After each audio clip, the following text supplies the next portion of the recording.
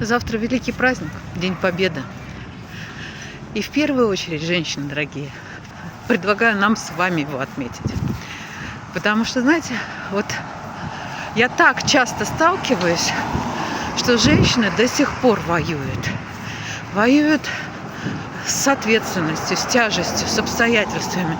То есть то, что взвалилось на женские плечи во время войны, оно так не прошло бесследно.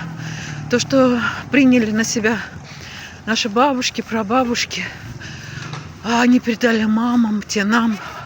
И до сих пор, вот до сих пор, мы никак эту войну не можем отпустить. До сих пор воюем. Как-то мне знакомый немец сказал, мы с ним разговаривали, он услышал, что у меня фильм про войну идет.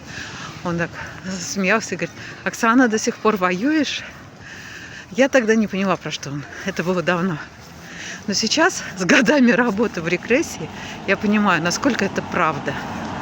Давайте отпустим эту войну и просто порадуемся нашей победе. Нашего народа, всех нас.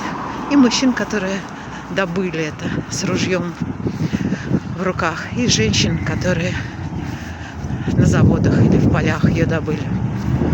Все мы молодцы.